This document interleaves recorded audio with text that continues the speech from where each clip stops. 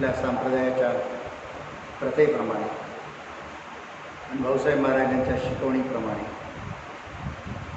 आपण श्रावण मासामध्ये दासबोध ग्रंथाचं पारायण करतो. दासबोध ग्रंथ आपण त्याला श्रावण सप्ताह असं म्हणायचं म्हणून, परंतु श्रावण मासामध्ये पवित्र मास म्हणून, सर्व मासामध्ये पवित्र मास श्रावण मास म्हणून या मासामध्ये जे तुम्ही काही अध्ययन कराल, श्रवण कराल, साधन कराल, त्याचा परिपूर्ण तुमच्या देहमनावर परिणाम होतो आणि त्याची अत्यंत गरज आहे. कारण प्रत्येक मनुष्य मायेच्या अंमलाखाली जीवन जगत असतो. माया फसली आहे, भुलवते आणि दुःखात लोटते. म्हणून आपल्यामध्ये विवेक पाहिजे आणि विवेक येण्यासाठी ज्ञान पाहिजे. कसलं ज्ञान पाहिजे? सत्य असत्य. सत्य काय आहे आणि असत्य काय आहे याचं ज्ञान पाहिजे.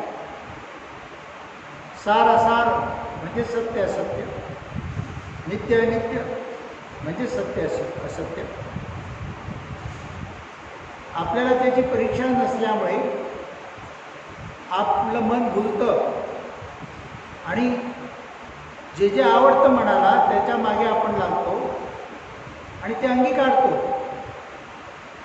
आताच म्हणालो असं मायेचा स्वभाव आहे फसवा. उंदरा मांजराचा खेळ आहे. जग आणि तुम्ही स्वतः, किंवा साप आणि मुंगूस त्याचा खेळ आहे. मायेचं कसं आहे? लोक सगळेजण जगामध्ये सुखासाठी धडपडत आहेत. लोकांना सुख पाहिजे आहे, शांती पाहिजे आहे, समाधान पाहिजे आहे आणि मोक्षमुक्ती पाहिजे. पण लोकांची चुकीची कल्पना आहे. कुठल्या तीर्थाला गेलो की ते भेटणार आहे, अमक्या एक देवाला बदलो की भेटणार आहे.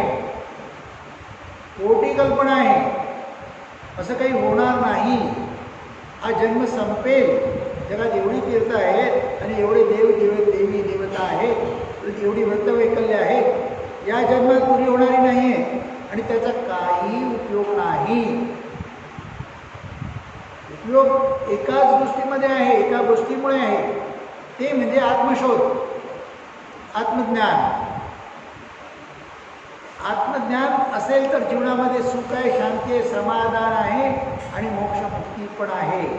आणि म्हणूनच आपल्या सद्गुरूंनी किंवा अनेक संतांनी सुद्धा वेद, श्रुती, स्मृती, उपनिषद प्रमाणित ग्रंथ आहेत. जसे गीता आहे, भागवत आहे, वशिष्ठ आहे, अनेक ग्रंथ आहेत. त्या ग्रंथांनी हेच सांगितलेलं आहे, आत्मज्ञान पाहिजे. आत्मज्ञानाशिवाय सगळे ज्ञान आहे ते तुमचे व्यर्थ आहे. आत्मज्ञान असेल तर सर्व ज्ञानाला महत्त्व आहे. नाहीतर सर्व ज्ञान आहे भौतिकाचं आहे, भौतिक मायेने भरलेलं आहे आणि परत ते आपल्याला अडचणीत आणणार आहे. म्हणून आत्मज्ञान पाहिजे. आणि आत्मज्ञानासाठी हा दासबोध आहे तो उत्तम आहे असं भाऊसाहेब महाराजांना वाटलं. म्हणून भाऊसाहेब महाराजांनी आपल्या संप्रदायाला तो प्रमाणित ग्रंथ म्हणून नेमला आणि त्याचं श्रावण मासामध्ये आपण श्रवण करतो. श्रावण मास कसं शब्द कसा आहे? श्रवण पाहिजे. लोक श्रवण फार कमी करू इच्छितात. कधी कधी अहंकार असतो, मला सगळं माहीत आहे, मी काय ऐकायचं, मला काय गरज आहे, मला सगळं येतं, मला सगळं माहीत आहे, अशा कल्पनेमध्ये लोक राहतात. पण श्रवण आहे त्याच्याशिवाय ज्ञान नाही. पण ते श्रवण कोणाचं करायचं, कशाचं करायचं? तर ते श्रवण जे करायचं परमात्म्याचं करायचं. मग ते परमात्मा आहे कसा? तो निर्गुण निराकार आहे, निश्चळ आहे, शाश्वत आहे, अखंड आहे, अबाधित आहे. त्याला परब्रह्म असं म्हणतात. सर्व देवादिकांना देव पण जे प्राप्त झाले ते त्यांच्या आतमध्ये असणारं परब्रह्म स्वरूप त्यांनी जाणलं, ओळखलं आणि ते होऊन राहिले. त्याच्यामुळे त्यांना देवपणा प्राप्त झाला. ते बोलायचे ते खरं व्हायचे, त्याने आशीर्वाद दिला तर तो खरा व्हायचा. भक्ताला संकटातून लीला पार करून द्यायचे, अनेक चमत्कार घडवायचे. कारण का? त्या परब्रह्माची ऐकले या जगावर सत्ता चालते की परमस्वरूप त्याला प्राप्त झालेलं असतं आणि म्हणूनच ते करत होते. आपण फक्त त्यांच्या प्रतिमा किंवा त्यांच्या मूर्त्या त्यांना बसतो, पण ते कुठून आले, कसे आले, त्यांना हेच आकार रंगरूप कसा मिळाला याचा अभ्यास करत नाही. मग तुम्हाला काय प्राप्त होणार? एखाद्या ऑफिसामध्ये मोठ्या ऑफिसरकडे तुमचं काम आहे, तुम्ही इमारतीसमोर जाऊन नुसते बसले, तुमचं काम होणार आहे का? किंवा तुम्ही कोणीतरी हैरागैरा शिपाई आहे, क्लार्क आहे, त्याला भेटले, तुमचं काम होणार आहे का? तुम्ही त्या मोठ्या अधिकाऱ्याला जाऊन भेटलं पाहिजे आणि तेव्हा तुमचं काम होणार आहे. तो सुप्रीम आहे, तो सर्वश्रेष्ठ आहे. परब्रह्म त्या शब्दाचा अर्थच आहे. पर म्हणजे त्याच्यासारखं दुसरं कोणी नाही. ब्रह्म म्हणजे श्रेष्ठ, एकलच एक. तो खरा देव आहे, तो खरा परमात्मा आहे. बाकी त्याचे स्वरूप ज्यांनी जाणलं ते परमात्मा स्वरूप झाले, त्यांना त्याची सत्ता प्राप्त झाली म्हणून ते पूजेला लागले. त्यांचं नुसतं देव किंवा त्यांची मूर्ती किंवा त्यांचं प्रतिमा पूजून काही प्राप्त होणार नाही. प्रतिमा पूजताना हे परब्रह्म स्वरूप निर्गुण निराकार या देहामध्ये प्रकट झाले होते म्हणून मला पूजायचं, कारण मला ह्याच्यासारखं व्हायचं आहे, हा हेतू पाहिजे. हे ज्ञान मिळण्यासाठी श्रवण पाहिजे. आता जे श्रवण जर सांगितलं, श्रवण कशाचं करायचं आहे? जे प्रमाणित ग्रंथ आहेत त्याचं श्रवण करायचं आहे, जे शास्त्रोक्त ग्रंथ आहेत त्याचं श्रवण करायचं आहे. दासबोध भाऊसाहेब महाराजांनी नेमला एवढ्यासाठी की सर्व ग्रंथांचं सार आहे त्याच्यामध्ये, म्हणून त्यांनी तो आपल्यासाठी नेमलेला आहे. आणि श्रवण करणे म्हणजे काय? जे श्रवण तुम्ही करता त्याचं मनन केलं पाहिजे, त्याचं चिंतन केलं पाहिजे आणि ते निधिध्यासन केलं पाहिजे, तेव्हा श्रवण पुढं होतं. श्रवणात चुकला ना फार गडबड होते. श्रावण बाळाची कथा सगळेजण सांगतात. श्रावण बाळाची कथा, श्रावण बाळावर ती परिस्थिती का आली? दशरथाने ही परिस्थिती श्रावण बाळावर आणली. ती का आली? तर दशरथाचं श्रवण चुकलं. दशरथाचं श्रवण चुकलं. कथा सगळ्यांना माहीत आहे. शिकारीला गेला होता, श्रावणाला आपल्या मातापित्यांना ते आंधळे होते, वृद्ध होते, कावड बांधून त्यांची तो त्यांना घेऊन काशीला चालला होता. रस्त्यामध्ये त्याला ताण लागली, पाण्याची इच्छा प्रदर्शित केली त्यांनी, म्हणून त्यांना एका झाडाखाली बसवलं, पाण्याच्या शोधासाठी गेला. मग त्याची घागर होती, ती पाण्यामध्ये बुडवली तर बुडबुड असा आवाज आला. हा दशरथ शिकारीला जाणारा क्षत्रिय राजा तो लपून बसला होता आणि त्या पाण्यावर संध्याकाळच्या वेळी किंवा अमृतवेळी जनावरं येतात जंगलातली आणि ती पाणी पितात. त्याच्या आवाजाच्या दिशेने बाण मारला की शिकार होते. तर त्याला या जंगलात कोण कशाला येणार त्याची जाणीव नाही, कळलं नाही त्याला. नुसता आवाज आला, बाण मारला. म्हणजे श्रवण चुकलं. श्रवणामध्ये त्या मनन नाही, चिंतन नाही, त्याचा अभ्यास नाही.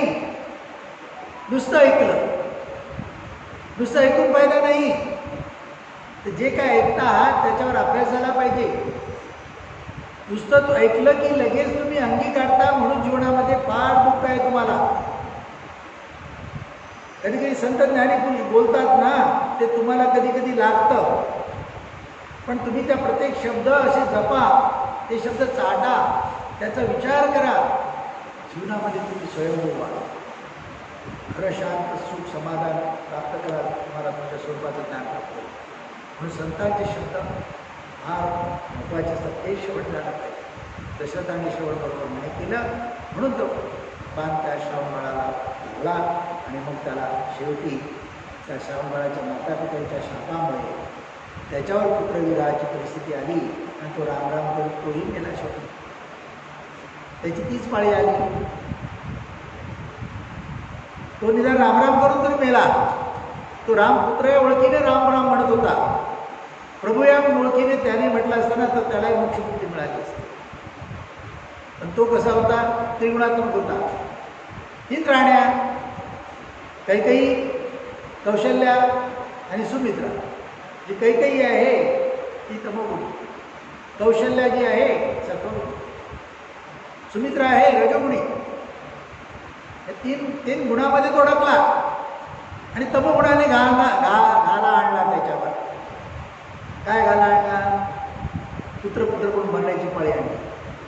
तर रामाला राज्याभिषेक करायचा होता ना, तिने कैकेयीने 3 वर मागितले होते. कधी काळी ते वर बरोबर काय ते सांगितले नव्हते. त्याच वेळी बरोबर सांगितलं, माझा आता वर पुरा करा, मागितला पुरा करा. तर काय पहिलं रामाला वनवासाला पाठवलं, भरताला राजगादीवर बसवा. म्हणजे ती दशरथाला मान्य करायला लागलं, कारण त्या बायकोच्या प्रेमापोटी, त्या बायकोकडून जी वासना पुरवत होती, शरीरसुख मिळत होतं, त्याच्यामुळे बांधला गेला अज्ञानामध्ये तो. म्हणजे अज्ञानामुळे त्याच्यावरती पाळी आली. ज्ञान असतं तर तो अडकला नसता. म्हणजे आपल्या जीवनामध्ये पण आपल्याला ज्ञानाची गरज आहे. ज्ञान मिळण्याचा मार्ग एकच आहे. एका देवा सदाशिवा, एका देवा केशवा. किती देव असले, एकच देव खरं आहे, बाकी आले आणि गेले. रामकृष्णाने त्यांना पण हा देह इथे टाकावा लागला. ते त्या परब्रह्मस्वरूपामध्ये एकरूप झाले. ते परब्रह्मस्वरूप खरं आहे. ते परब्रह्म अन्य कोणी दुसरं तिसरं नाही. तुमच्यामध्ये जे चैतन्य आहे, तुमच्या देहाला चालवते आहे, तुमच्या डोळ्याने पाहते आहे, कानाने तुमच्या ऐकते आहे आणि तुम्हाला हवं नको ते सांगते आहे, ते आहे. मग तुम्ही त्याला ओळखले नाही. तुम्ही फक्त तुमच्या देहाच्या ओळखीने वागता. म्हणून देह आणि मन इंद्रिय काय म्हणतात त्याच्या मागेच तुम्ही लागता आणि तुम्ही बसता. सद्गुरुजी हकीकत सांगतात, ज्ञान सांगतात, ते परब्रह्म दुसऱ्या कोणाचं म्हणून तुम्ही ऐकता.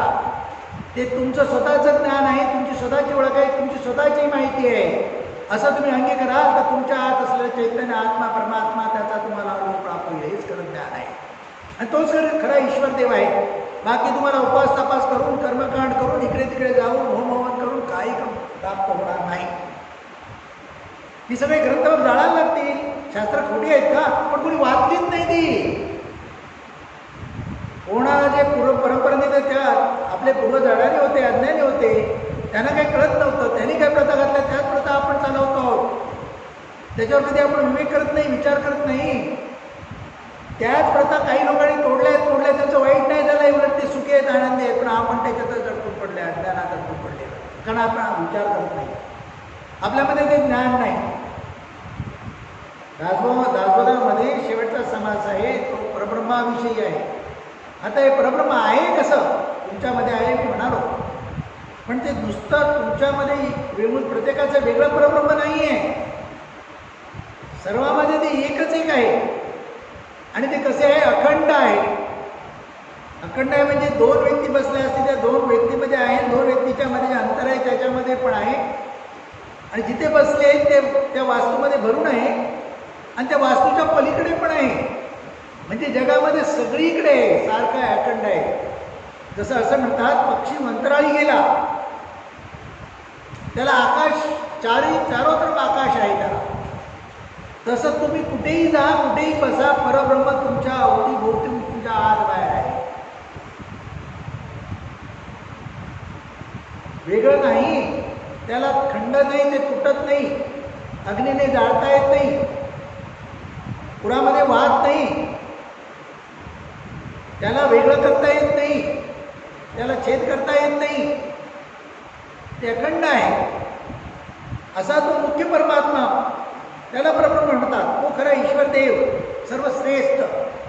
त्याला ज्याने ओळखलं ते देव झाले, त्याला ज्याने ओळखलं नाही ते दानव झाले. ज्यांना ज्यांना मुख्य परब्रह्म परमात्मा ईश्वर देव त्याची ओळख नाही ते त्यांची वृत्तीभाव दानवासारखीच आहे.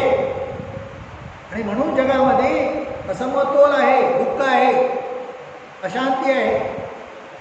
आपल्यामध्ये त्यातले काही गुण आहेत पण आपल्या वृत्तीमध्ये तेच आहे. सद्गुरू संत ज्ञानीपुरुष ग्रंथांच्याद्वारे तुमच्यामधले ते जे अवगुण आहेत, दुर्गुण आहेत, तुमच्यामधली कमतरता, तुमच्यामधलं अज्ञान दाखवण्याचा प्रयत्न करतात. ते त्याचा त्याग करण्याचा मार्ग सांगण्याचा प्रयत्न करतात. त्याचं तुम्ही श्रवण केलं पाहिजे आणि ते तुम्ही अंगीकारलं पाहिजे आणि निधिध्यासनाने त्याचा तुम्ही वापर केला पाहिजे. तुम्ही घाबरता, तुम्ही देवाला पण बसता, ते भीतीपोटी बसता. तुम्ही देवाला पण बसताना एक तर स्वार्थापोटी आणि भीतीपोटी, दोनच कारणापोटी. विचारून बघा तुमच्या मनाला, तुम्हाला काहीतरी हवं आहे म्हणून देवाला बसता आणि तुमचं बरं वाईट होईल किंवा तुमच्या पोराबाळांचं बरं वाईट होईल या भीतीपोटी देवाला बसता. पण देवाला दुसरा समजून बसता. जसं मी सांगितलं, कार्यालयाच्या बिल्डिंग समोर उभे आहात तुम्ही, त्यात काम कार्य करणाऱ्या लोकांना ओळखता पण ते मोठ्या साहेबाला नाही ओळखत. तुम्ही तुमचं काम होणार नाही, तुम्ही त्याला ओळखलं पाहिजे. तसं हे परब्रह्म जे आहे ते तुमच्या आतच आहे. तुम्ही इकडे तिकडे करून नाही, देव बाहेर जाऊन भेटणार नाही, बाहेर शोधायला तर भेटणार नाही, तुम्हाला आतमध्ये शोधायला लागेल. या देवाच्या आड काय येतं, आतमध्ये बसलाय तो आपल्याला का भेटत नाही आहे? त्याचं महत्त्वाचं कारण असं, आपल्यामध्ये अहंकार आहे, आपल्यामध्ये अज्ञान आहे आणि आपल्यामध्ये वासना आहे. तीनच गोष्टी कारण आहेत आणि ह्या वासना, अहंकार, भीती हे सर्वाला कारण एकच अज्ञान, दुसरं काही नाही. म्हणजे या ज्याची आपल्याला भीती वाटते त्याचं ज्ञान नाही आपल्याला. आपली परिस्थिती कशी आहे की एक अंधारी खोली आहे आणि त्याने काहीतरी कामाच्या खोलीत गेला आणि त्याला काहीतरी पडलेलं दिसलं, ते साप आहे म्हणून तो बोंबलायला लागला, ओरडायला लागला, साप आहे म्हणून. कोणतरी शहाणा आला आणि तो म्हणाले लाईट लाव ना, नीट बघता काय आहे ते. तर लाईट लावल्यावर कळलं दोर पडला होता, दोरी पडली होती, साप नव्हता. म्हणजे आपल्याला ती लाईट लावायची अक्कल होत नाही, तसं आपल्याला शोध घ्यायची अक्कल आणि आपला मार्गही चुकीचा, त्यामुळे आपल्याला भेटत नाही. हे ग्रंथ प्रमाणित आहेत, हे ओळखले पाहिजे, जाणले पाहिजेत. मी सगळ्याला ग्रंथाचा प्रारंभ करताना सगळ्यांना सांगितलं, वाचा इथे, ऐका येऊन, अभ्यास करा. किती लोकांनी केला? आपल्या मनाला विचारून बघा, सद्गुरू काय करेल तुमच्यासाठी, काय मिळेल तुम्हाला? तुम्ही भक्ती बरोबर करत नाही, श्रवण बरोबर करत नाही, मायेमध्ये अडकलेत तुम्ही. स्वार्थ, लोभ, भीती, अहंकार आणि वासना ह्याची कुठे सगळे जडलेत, भरलेत या देहाच्या रूपाने आणि त्याच्या आत ते परब्रह्म झाकलं गेलं आहे. बस ते कसं आहे, प्रकाशमान. भिंत आडवी आली, दिवा पेटतोय, भिंत आडवीकडे अंधार असतो. तर तुमच्या ह्या सगळ्याचे पडदे आडवे आल्यामुळे त्याचं दर्शन तुम्हाला होत नाही. त्याला दूर करायचं आहे. ते दूर करण्यासाठी श्रवण आहे. या मासामध्ये श्रवण जे करायचं आहे ते त्याच्यासाठी करायचं. तुम्ही उपास केले असणार, खूप सगळे दिवस उपास, फुकट त्या शरीराला जाळलं, त्या आत्म्याला त्रास दिला, पीडा दिली, बाकी काय नाही. काय मिळालं तुम्हाला मला सांगा? सगळे उपवास केल्यानंतर काय दाखवता येईल का तुम्हाला? काय मिळाल्याचं काय आहे तुमच्या हातात? सांगा. काही नाही. सगळं अज्ञानात करता, मूर्खासारखे करता. शास्त्रोक्त दृष्टीने उपवास सांगितलेला आहे, लंघन तो एकाच दिवस करायचा आहे. पण तुम्ही देवासाठी करता. तुमची कल्पना त्या वारात देव आहे. वार निर्माण माणसाने केले, देव कसा असेल त्याच्यामध्ये? देव त्याच्या आधी आहे. वारात कुठला तो? त्याला भाजण्यासाठी, सोयीसाठी वाराचा उपयोग केला असेल. आणि तो मारुती रोज बसलाय, शनिवारीचं का जायचं त्याच्याकडे? रोज जाणार त्याच्याकडे. एका दिवशी जाऊन काय होणार आहे? तो बाकी दिवशी उपाशी, बाकी दिवशी त्याच्याकडे देवा जीवा भेटत नाही. त्याने काय करायचं? विचार करत नाही तुम्ही, अभ्यास करत नाही तुम्ही. कसं देव भेटणार तुम्हाला? कसं सुख शांती समाधान भेटणार आहे तुम्हाला? तुम्हाला बोलते जगाला बोलतो सगळे. कसं भेटणार आहे? काही नाही, फरफट, जन्माची फरफट, आणि मरताना ती वासना शिल्लक राहते. अज्ञानात मरतो, परत जन्म घेतो, परत फरफट. म्हणून ज्ञान पाहिजे. म्हणून रामदास स्वामींनी संपूर्ण ग्रंथ लिहिताना अशा प्रकारे लिहिलं. पहिलं अज्ञानाची माहिती सांग. म्हणून त्याने जगामध्ये ही जग पंचमहाभूताचं म्हणलेलं आहे. ही पंचमहाभूतं कशी आहे त्याचा अभ्यास केला.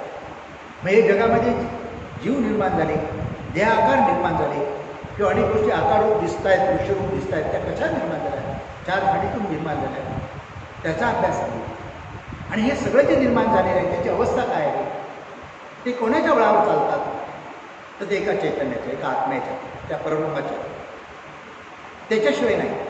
ते कसं आहे? सच्चिदानंद. बाकी हे सगळं भेदाने भरलेलं आहे, मायेने भरलेलं आहे, नाशिवंत आहे. पण त्याच्यामध्ये ते आहे, ते आहे म्हणून हे आहे सगळं दिसत आहे.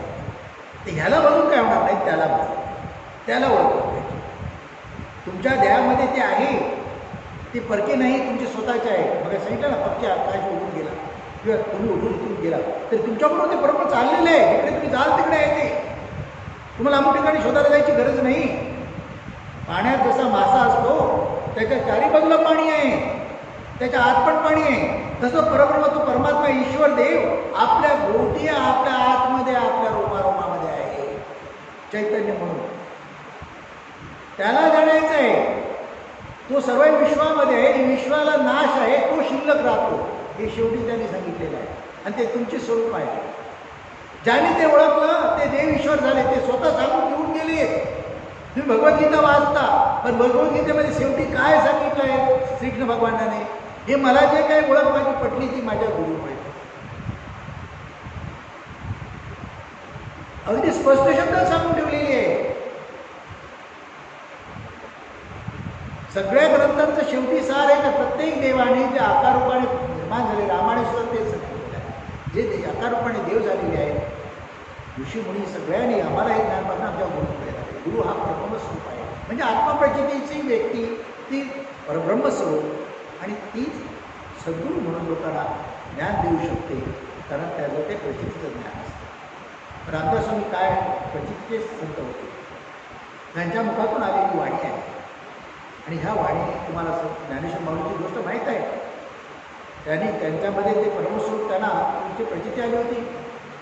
म्हणून अगदी धुक्याच्या तोंडून वेद वदवले, रेड्याच्या तोंडून वेद वदवणे, भिंत चालवणे, पाठीवर भांडे बांधणे, ही शक्ती तुमच्यामध्ये आहे.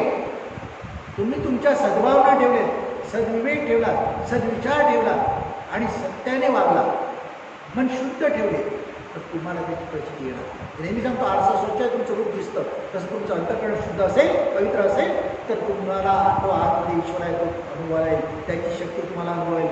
त्या शक्ती जर तुम्ही अनुभवली तर तुम्ही बोलाल ते प्रमाण होईल. तुमचा शब्द कोणी खोडून काढणार नाही, आणि तुमचे प्रत्येक शब्द लोक झेलतील, ऐकतील, तुमच्या म्हणण्याप्रमाणे वागतील.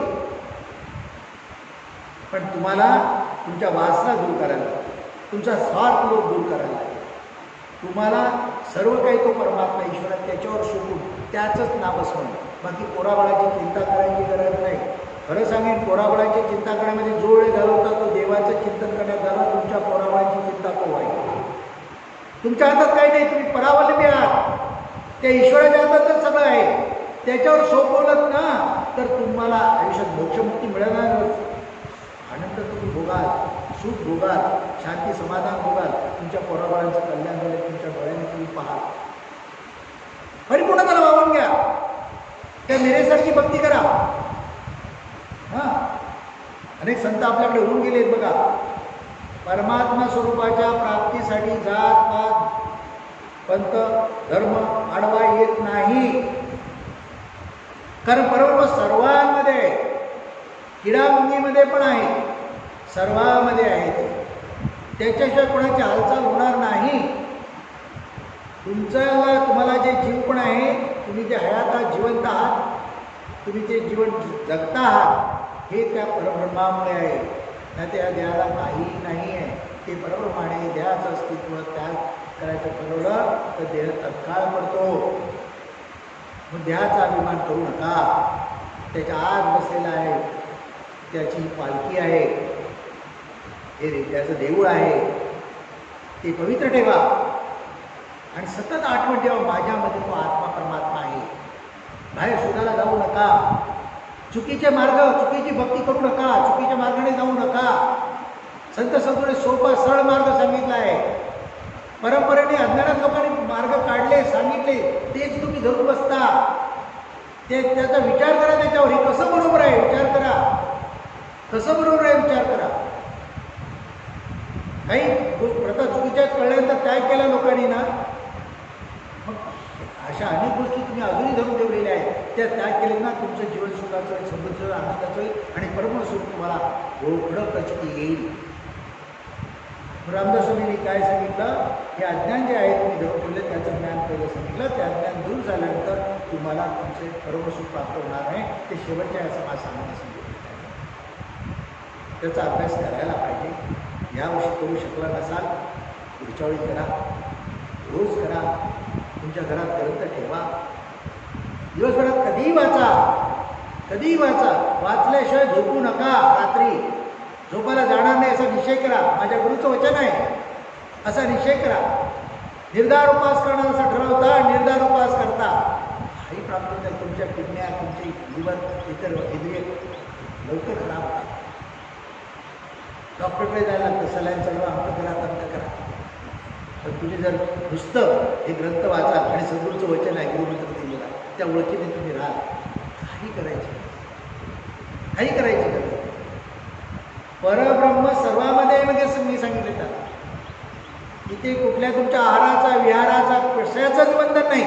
सगळी सुख भोगा, परब्रह्म होऊन भोगा. परब्रह्म होऊन देहाला लागणारी सगळी सुख पुरवा. परब्रह्म कसं आहे, सच्चिदानंद, म्हणजे सन्मार्गाने, खऱ्या मार्गाने मिळाला तर द्यायला पुरा, नाही मिळाला तर आनंद. अजिबात द्यायचा विचार करू नका. अज्ञानामध्ये देवळाचा विचार करून ते काय लागेल ते पुरवायचा प्रयत्न करतो आणि दुःख भोगतो आपण.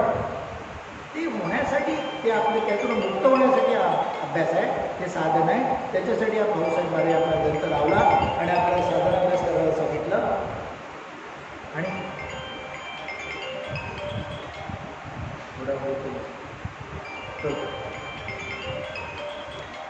तर त्याच्यासाठी आज आपण ग्रंथाची शेवटी समाप्ती करतो. समाप्ती करण्याचा अर्थ असा आहे,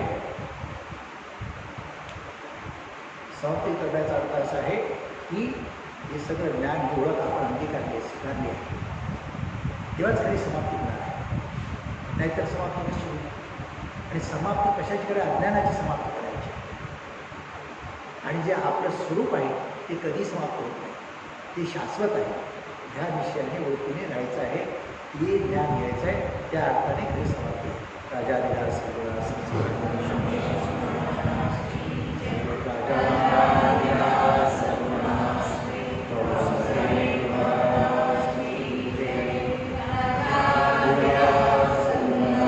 श्री निसर्गदत्त महाराज